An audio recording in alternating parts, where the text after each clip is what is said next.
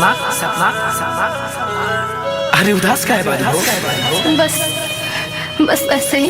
हरी हरी हरी ये काट के कहा धनंजय अब तू हमके भुला जा, काहे कि हमर शादी कहीं और होता। अरे तू पागल तलाव गलू हम कहाँ से बता ये सच है।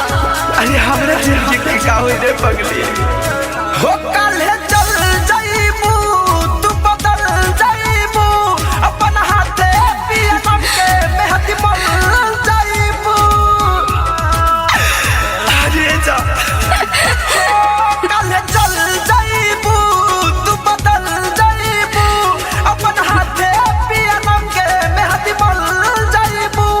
दिल धड़क गइल फरक तोहरा बोलिया में कल तर जाइबे हम तम जाई सोना ले ले कोई हला से हमर डोलिया में ऐसे मत बोला ना।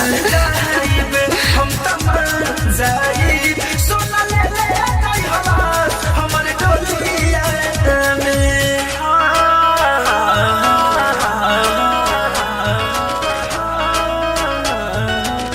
मां रिकॉर्डिंग स्टूडियो दिल्ली।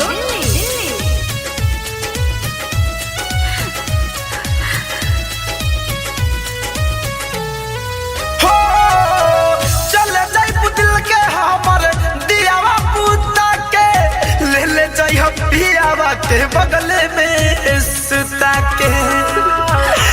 अरे जा घूंघटा तू तनले रहियो डाल के सरिया ऊपर से ओढ़ाई दी हऊ जाने चदरिया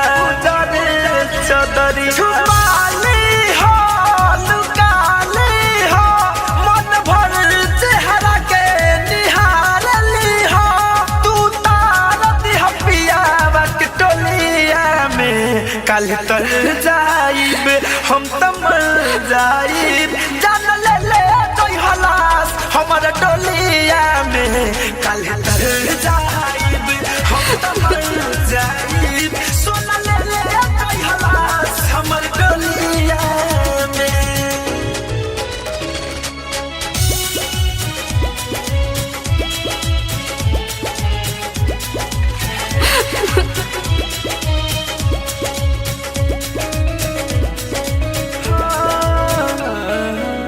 जर जाई तो न हमर बुझल ना मन के कमी रहे प्यार में का धनंजय धर कन के।